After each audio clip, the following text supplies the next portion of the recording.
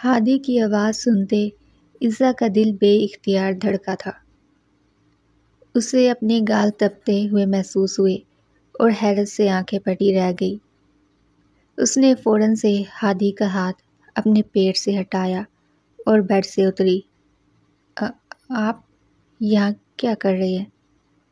وہ بے یقینی کے عالم میں بامشکل بول پائی تھی۔ اس کا دل دھڑک رہا تھا، گال تپ رہے تھے اور آنکھیں حیرت سے کھلی ہوئی تھی۔ وہ باہر نکلی، دروازے کی طرف دیکھنے کے لیے۔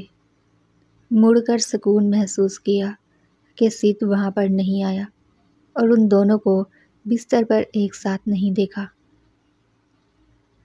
ہادی نے کوہنی کے بل لیٹتے رخ اس کی طرف کیا تاکہ وہ عزا کو اچھی طرح دیکھ سکے، جبکہ اس کی آنکھیں شرارت سے اس کی سمت میں چمک رہی تھی۔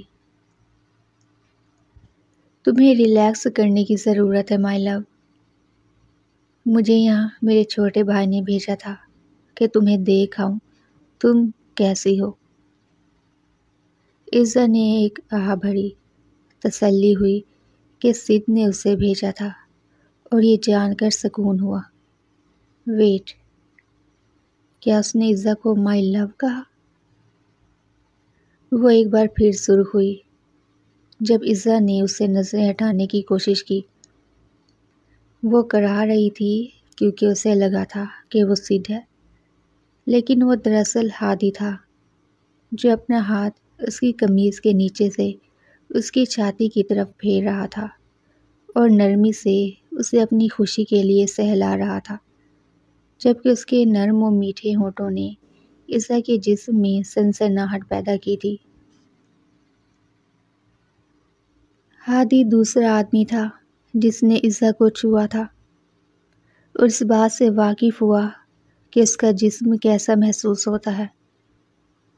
ہادی کے چھونے سے اسے ایسا محسوس ہوا جیسے اس نے کسی طرح سے سید کو دھوکہ دیا ہے، لیکن ساتھ ہی اس سے ایسا لگا جیسے ہادی کے لمس میں نے عزا کے اندر وہی احساسات پیدا کیے تھے جو سید کے نرم لمس سے تھے۔ آپ بڑے ہیں؟ جب وہ عزا کو دیکھتا رہا تو وہ بڑبڑائی۔ اس سارے وقت میں عزا نے نوٹ کیا کہ اس نے ایک چھوٹے بھائی کا ذکر کیا تھا۔ تم اب جان گئی ہو، اس نے جواب دیا۔ عزا کو اب سمجھ میں آیا کہ وہ لڑاکا کیوں تھا اور کیوں اتنا رعب جماتا تھا، یعنی وہ سید سے بڑا تھا۔ آؤ بیٹھو۔ ہادی نے اسے بستر پر ایک جگہ تھپتھپا کر بیٹھنے کا اشارہ کیا اور وہ ہچکچاتے ہوئے گدے کے کنارے پر بیٹھ گئی۔ گھٹنے ٹیکتے ہوئے ہادی نے خود کو عزا کے پیچھے کھڑا کیا اور عزا نے تجسس کے ساتھ اس کی خوشبو میں گہرائی سے سانس لیا کہ وہ کیا کرنے والا تھا۔ میں نے نوٹ کیا ہے کہ تم کافی تھکی تھکی لگ رہی ہو، ہادی نے اس کے کان میں نرمی سے کہا، اور اس کی باتیں سن کر عزا کے گال جیسے سرخ ہوئے۔ اس نے فوراً محسوس کیا کہ جیسے ہی ہادی اس کے کندھوں پر آرام دہ انداز میں مالش کرنے لگا تو عزا نے خود کو اس کی باہوں میں چھوڑ دیا۔ اس کا لمس اس کے تھکان سے بھرے جسم کو بظاہر پرسکون اور سکون بخشنے میں کامیاب ہو گیا تھا اور وہ کراہنے لگی۔ کیا آپ لوگوں کے پاس مساج ٹیم نہیں ہے؟ عزا نے سوال کیا۔ وہ خود کو پنکھ کی طرح ہلکا محسوس کر رہی تھی۔ اس کا انتظام میں کروا دیتا ہوں اگر تم کہو تو، لیکن ایسا سکون نہیں ملے گا، ہادی نے جواب دیا۔ عزا نے اپنے نچلے ہونٹ کو دانتوں تلے دبایا تو سید کی قربت کے خیالات اس کے ذہن سے گزرے۔ عزا کو ایسا کیوں محسوس ہوا جیسے وہ ایک ہی وقت میں کچھ صحیح اور غلط کر رہی تھی؟ وہ خاموش رہی، پر جلد ہی ہادی کا ہاتھ مزید نیچے پھسلتے ہوئے محسوس کیا اور اس نے اچانک یہ دیکھ کر آنکھیں کھولی کہ ہادی کے ہاتھ اس کی چھاتی کے بالکل قریب تھے اور وہ اس کی چھاتی کے اوپر کی جلد کی مالش کر رہے تھے۔ کیسا محسوس کر رہی ہو؟ ہادی نے اس کے پاس جھکتے اس کے کان میں سرگوشی کی اور عزا کے چہرے کا پہلو اس کی سانسوں سے جھلس رہا تھا۔ عزا نے اپنے نچلے ہونٹ کو دانتوں تلے دبایا تاکہ خود کو کراہنے یا ظاہر کرنے سے روک سکے کہ اس کا ہاتھ دراصل عزا کے جسم پر سحر طاری کر رہا تھا۔ کیا تمہیں لگتا ہے کہ اب تھکان کم ہو رہی ہے؟ عزا نے لاشعوری طور پر اپنا سر جھکا لیا۔ اسی پل کسی کے بھاری قدموں کی آواز سنائی تھی تو وہ فوراً سے کھڑی ہوئی اور سید کمرے میں داخل ہوا۔ ہادی گستاخانہ مسکراہٹ لبوں پہ سجائے اسے گھورتا رہا، اس حقیقت کو چھپانے سے انکار کرتا رہا کہ سید کی کمرے میں داخل ہونے سے پہلے کمرے میں واضح طور پر کچھ ہوا تھا۔ عزا نے اپنے سرخ ہوئے گالوں کو چھپانے کی جدوجہد کی جبکہ ہادی اسے دیکھتا رہا۔ کیسا محسوس کر رہی ہو عزا؟ سید نے سوال کیا جبکہ اس کی آنکھوں نے ان دونوں چہروں کو غور سے دیکھا۔ وہ بہت اچھا محسوس کر رہی ہے۔ میں نے اس کی تھکان دور کرنے میں اس کی مدد کی۔ کیا ایسا نہیں ہے عزا؟ ہادی جلدی سے آنکھوں میں شرارت بھری چمک کے ساتھ بولا۔ جی ہاں۔ اپنے دل کی دھڑکن کو کم کرنے کی کوشش میں اس نے غلطی سے اس کی ہاں میں سر لایا جبکہ اس کا سینہ زوروں سے دھڑک رہا تھا۔ عزا کمرے سے باہر چلی گئی تاکہ باتھ روم تلاش کر سکے اور ٹھنڈا شاور لے کر کچھ سکون محسوس کرے۔ خوش قسمتی سے اس نے ہادی سے فرانس پہنچنے تک کوئی بات نہیں کی تھی، لیکن وہ پھر بھی یہ سمجھنے میں کامیاب نہیں ہو سکی کہ آیا وہ دن میں خواب دیکھ رہی تھی، کیونکہ ہادی نے عزا میں اس سے پہلے کبھی دلچسپی نہیں دکھائی تھی، جس کی وجہ سے اسے یقین ہو گیا کہ وہ واقعی چیزوں کا تصور کر رہی ہے، حالانکہ اس کا مزاج واقعی مسحور کن تھا۔ خیر، عزا نے اپنی پریشانی کو ایک طرف رکھ کر فرانس پر توجہ مرکوز کرنے کا فیصلہ کیا، اور اب جب وہ بغیر کسی ڈرامے کے فرانس پہنچ چکے تھے، عزا کی خوشی کی کوئی انتہا نہیں تھی۔ ایک بار جب وہ دلکش شہر کے مرکز میں پہنچے تو پھر ایک مختلف گاڑی میں سوار ہوئے۔ انہیں ہوٹل تک پہنچنے میں تقریباً 5 منٹ لگے، جبکہ عزا کی نظریں جوش میں ہوٹل کے گرد گھوم رہی تھی۔ اس نے کوشش کی کہ جتنا قریب سے ہو سکا ان مردوں کا پیچھا کرے کہ وہ کچھ تیز چل رہے تھے، تو سید نے اس سے اپنے سامنے چلنے کے لیے کہا، جبکہ ہادی احتیاط کے طور پر عزا کے آگے تھا تاکہ وہ لوگوں کے ہجوم میں کھو نہ جائے۔ نیلی آنکھوں والی ایک چھوٹی سی عورت فرنٹ ڈیسک ریسیپشنسٹ کے طور پر کام کر رہی تھی۔ اس نے سید اور ہادی کو اس وقت پہچان لیا جب اس کے قریب پہنچے۔ اس کی خوشی واضح تھی جب عزا نے دیکھا کہ اس کی آنکھیں ان دونوں کے درمیان آگے پیچھے جھک رہی تھی جب وہ ان سے بات کر رہی تھی۔ عزا نے ناگواری سے اس عورت کی طرف دیکھا جو ان دونوں جڑواں بھائیوں کو تکے جا رہی تھی۔ اس نے فیصلہ کیا کہ اسے نظر انداز کرے اور اس کی بجائے اس سید کی باتوں کو سننا بہتر ہوگا۔ یقیناً ہم آپ کی رہائش کو بہتر بنا سکتے ہیں مسٹر سید۔ اس نے ریزرویشن کو منسوخ اور اپ گریڈ کرتے ہوئے کہا۔ ایک لمحے کے لیے انتظار کرے۔ خاص طور پر سید کی تجویز نے عزا کو پریشان کر دیا جب وہ عورت مسکرائی، لیکن اسے یہ سب تبدیل کرنے اور کمرے کو بہتر کرنے کی کیا ضرورت ہوگی؟ عزا نے سوچا۔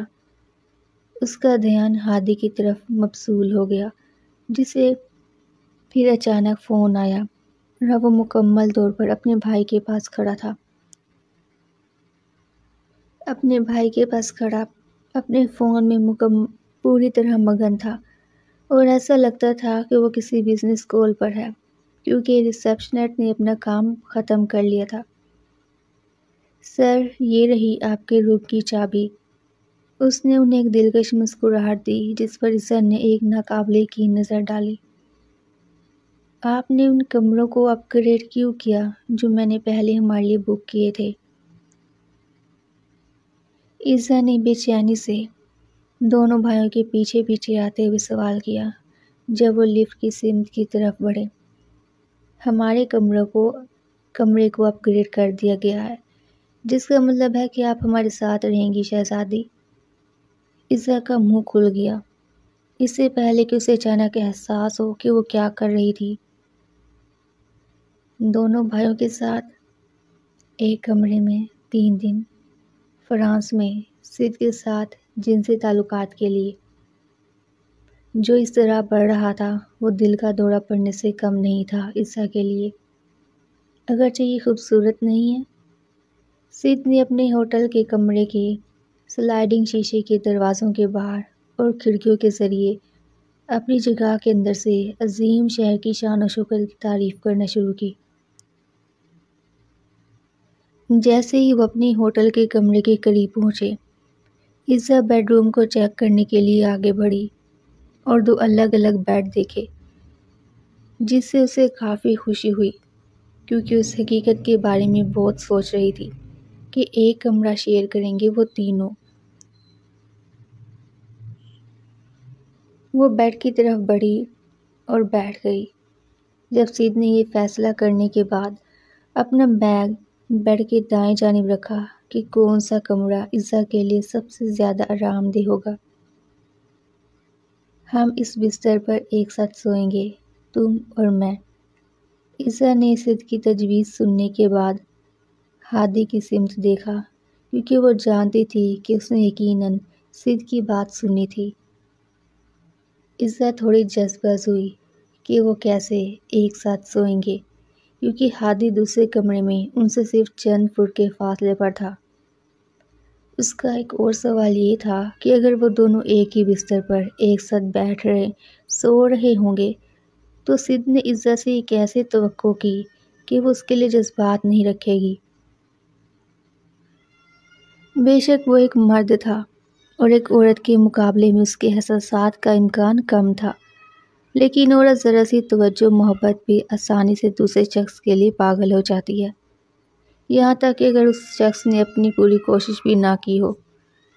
وہ سوچ کے رہ گئی، ہم باقی دن اندر رہیں گے، یعنی اسی کمرے میں، سید نے کہا، اور عزت نے اقرار میں سر ہلایا، جبکہ ابھی بھی اس خوبصورت آدمی کے ساتھ بیڈ شیئر کرنے کے بارے میں سوچ کے وہ دل میں گدگدی محسوس کر رہی تھی، جبکہ ہادی اپنے بیڈ روم میں چلا گیا جو براہ راست ان کے کمرے کے سامنے تھا۔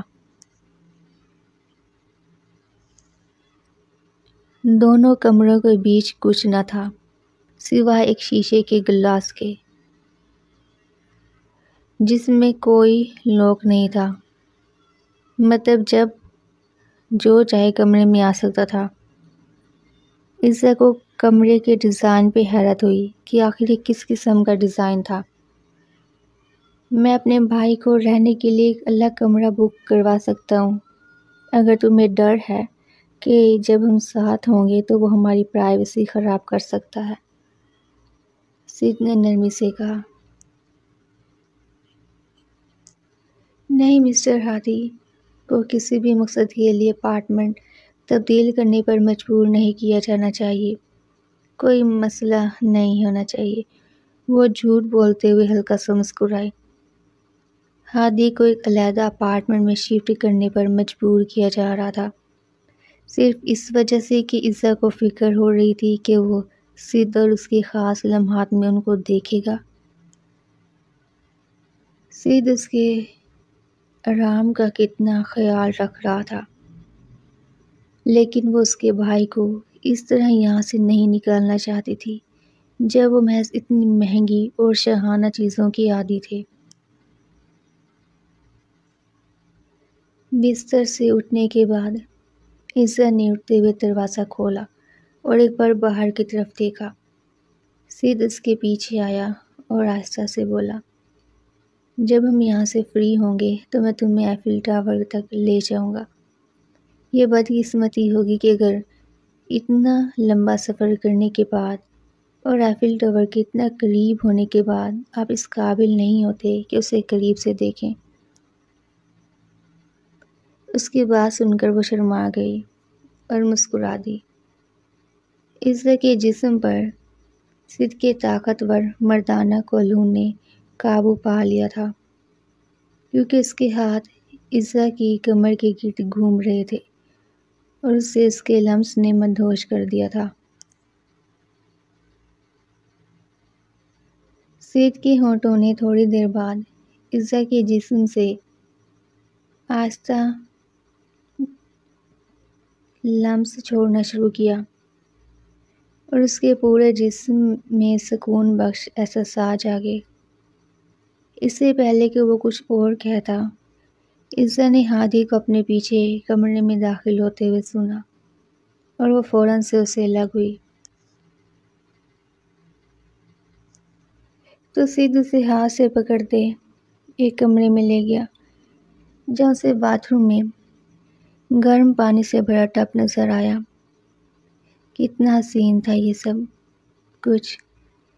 سید نے دھیرے دھیرے اس کے کپڑوں کو کھولا اور آہستہ سے اپنا ہاتھ اس کی کمر کے گرد لپیٹ لیا اور ایک ایک کر کے انہیں اتارا۔ ہر ایک لمس کے ساتھ عزت کو ایک سنسنی خیز احساس دیا، یہاں تک کہ وہ دونوں بالکل برہنہ ہو گئے۔ اس نے ایک گہرا سانس لیا اور یہ سب کھلنے دیا۔ وہ شرم سے اس کی طرف دیکھنے کے لیے مڑ گئی، جبکہ اس نے ہوس بھری نظروں سے عزت کی طرف دیکھا۔ دروازہ وہ کھلا ہوا ہے۔ عزت نے اسے مکمل طور پر برہنہ ہوتے ہوئے مخاطب کیا، کیونکہ وہ نہیں چاہتی تھی کہ اس کا بھائی انہیں دیکھے۔ کوئی ہمیں ڈسٹرب نہیں کرے گا لٹل ون، بھائی اب تک سو چکا ہوگا، تم اس کی فکر مت کرو۔ سید نے اعتراف کیا اور دروازہ کھلا ہونے سے عزت نے اپنے ہونٹ کو تھوڑا سا بائٹ کیا، لیکن اس کے پاس اس معاملے پہ غور کرنے کے لیے زیادہ وقت نہیں تھا، کیونکہ سید کے ہونٹوں نے عزت کے ہونٹوں کو پیار سے دبایا۔ اس سے پہلے کہ وہ کچھ سوچتی، سید نے اسے اٹھاتے باتھ ٹب میں بٹھایا۔ عزت نے سید کو شرماتے ہوئے دیکھا جب وہ مکمل طور پر برہنہ ہو کر ٹب میں داخل ہوا۔ سید نے عزت کو ایک گلاس دیا۔ اس نے ہچکچاہٹ محسوس کی، کیونکہ اس نے پہلے کبھی کوئی ڈرنک وغیرہ نہیں کی تھی۔ نیچے لٹل ون۔ سید نے عزت کو اس کی ٹانگوں کو محفوظ طریقے سے اپنے گرد لپیٹتے ہوئے اپنے گلے میں کھینچ لیا۔ سید نے اس کی کمر کو مضبوطی سے پکڑ لیا اور اسے اپنی طرف کھینچتے گود میں لے لیا۔ اس کی سخت گرفت پہ وہ بری طرح سے سکی تھی۔ عزت نے سید کو سختی سے جکڑ لیا، کیونکہ اس کا جسم بری طرح کانپنے لگا تھا۔ جیسے ہی سید کی انگلیاں آہستہ آہستہ اس کے جسم کے ہر حصے کو چھو رہی تھی اور اس کے نرم ہونٹ اس کے نپلز کو چھونے کے لیے نیچے کی طرف کھسک رہے تھے، عزت نے محسوس کیا کہ اس کے پیٹ میں جیسے ہلچل سی ہونے لگی تھی۔